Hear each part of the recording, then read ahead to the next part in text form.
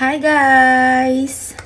So, I'm gonna share with you my experience about acne. So, March? No. May. May nagsimulang tumubo yung mga butlig-butlig ko sa aking muka. Na, since high school, wala naman talaga ako noon. And college, siguro nung college ako, pa-isa-isa, padala-dalawa. At yung pinaka malala na is 3 or 4 na tigyawat na ganito lang. So ngayon, nung kailan ako tumanda na, kailan ako nagkaroon ng work, ay tumubo tong mga butlik-butlik na to sa aking mga muka. So now, nakikita ninyo is hindi pa ako masyadong magaling. Pero, nasa stage na ako ng pagaling na ako. So, 6 months na akong gumagamit ng isotretinoin. Ito siya guys. Isotretinoin. Yan. Ito yung nireseta sa akin ng doktor. Lang ito yung ibibigay niyang gamot sa inyo. So, noong una, takot akong magpa-gamot kasi baka mamaya anong gawin sa mukha ko. Baka mamaya kutkutin or tusukin ng karayom tapos pigain. So natatakot ako baka mamaya magkaroon ng burug-burug yung mukha ko o yung tinatawag nila na acne marks na sobrang lubog. So natakot ako. So akala ko ganun. So meron akong isang ka-work na sabi niya sa akin, itry mo tong dermatologist na to. Actually, kaya niya ni-refer sa akin yung dermatologist na yun. Kasi yung mukha niya before is wala naman talagang acne. So, mas malala pa dito sa butlig-butlig na to yung nangyari sa kanya.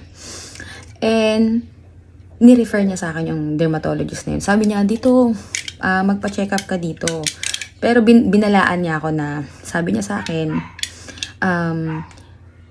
siguro malulusaw yung bulsa mo dito. I mean, mabubuta siya kasi grabe guys, sobrang hindi naman totally na butas, no. Kaya naman, kaso wala kang maiipon. Kasi syempre, 'di ba, pag nagtatrabaho, kailangan may maipon ka, kailangan para saan ka ba nagtatrabaho, 'di ba? Para sa pamilya mo, para makaipon ka, para sa future, 'di ba? May makukuha ka. Pero ngayon guys, siguro kalahating taon na akong walang naiipon. Dito lang din napupunta sa gamot na to. So, ito yung binigay niya sa akin, isotretinoin, na iinumin ko within 5 months, no?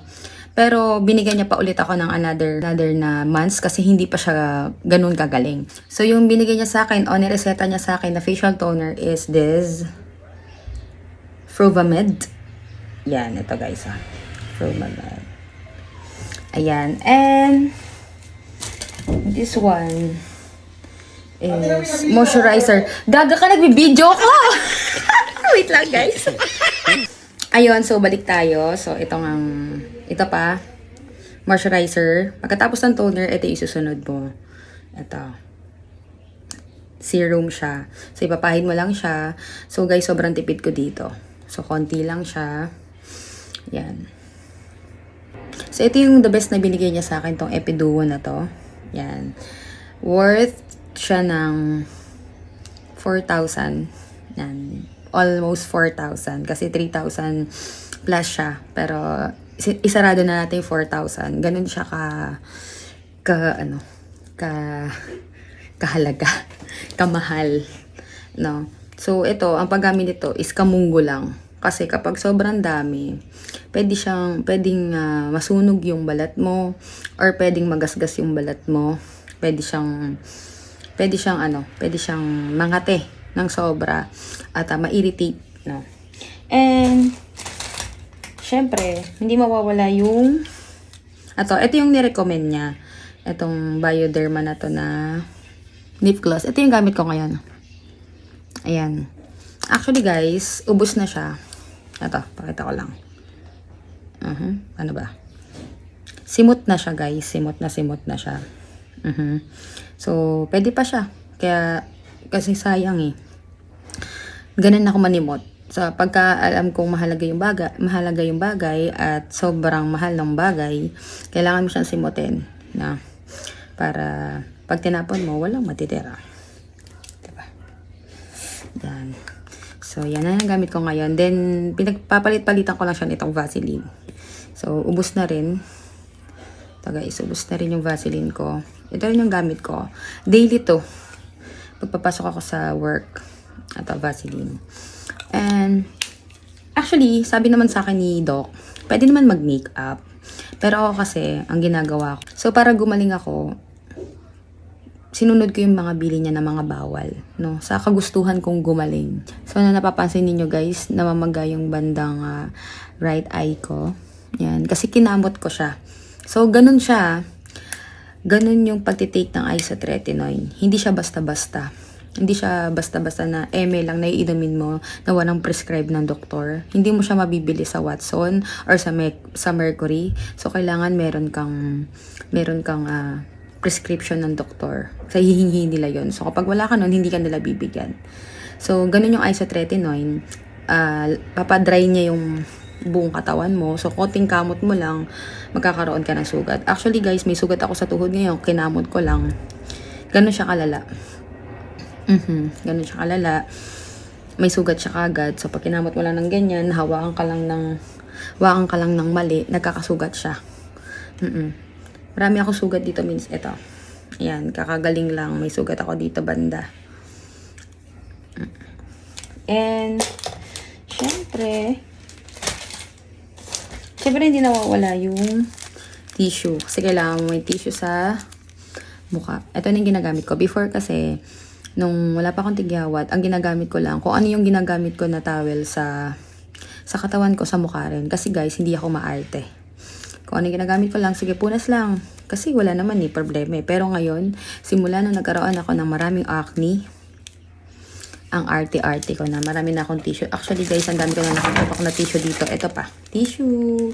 Tissue kayo dyan para na ako nagbebenta. And especially, ito yung pinaka main character dito. Etong sunscreen nila. Ito guys, the best to. Kasi yung sunscreen nila is para ka nang naka-makeup. Para ka nang naka-foundation. Tinted siya. Yes, SPF 45 sunscreen na nabibili lang siya doon sa dermatologist. Guys, actually, lahat ng mga ipinakita ko sa inyo na prescription ng doktor, hindi siya nabibili kung saan-saan. Hindi mo siya mabibili sa Mercury, hindi mo siya mabibili sa Watson, hindi mo ba siya mabibili sa South's Drug Store. Hindi lahat, guys. So, hindi talaga. So, kailangan doon lang talaga sa dermatologist mo. Talagang babalik ka sa kanya. So, every month, nagpapakonsult ako sa kanya para malaman if gumagaling ba ako or nagkakaroon ng improvement yung mukha ko. So, meron pa pala akong ipapakita. Ito guys. Actually, ang dami ko na ditong at ito pala guys, nakalimutan ko, sorry. Bago mo pala gamitin lahat ng mga pinakita ko kanina, itong cleansing gel, gagamitin mo siya. Actually guys, kaya nakita niyo wala nang laman kasi lahat ng mga ginamit ko, iniipon ko siya. Iniipon ko siya, nandito lang siya sa isang, ang dami Ay, yun na, nataglag na, ang dami, diba? Ayan, naipon na, diba? Naipon, puro karton. Kasi inipon ko siya. Actually, may mga nakatambak pa ako dun na, ito yung binigyan niya sa aking lotion, na unang-una. Para hindi mag-dry ng husto yung balat ko. Pero ang ginagamit ko kasi guys, eto, Nivea. Yes, may vitamin C rin siya. So, nire-repair din niya yung dry mo sa katawan, mga dryness. Ito. Ayan, ang dami ko dito. Guys, eto, sobrang dami, promise. Legit. Ang dami kong naipon na mga karton at mga walang laman. So, ito yung itsura ng isotretinoin. Yan. Ito yung mabibili mo. 20. Yan, 20 mg. So, yan guys. So, yun lang po. So, update ko kayo kapag wala na tong pimple sa mukha ko at sumobrang kinis na. So, bye-bye!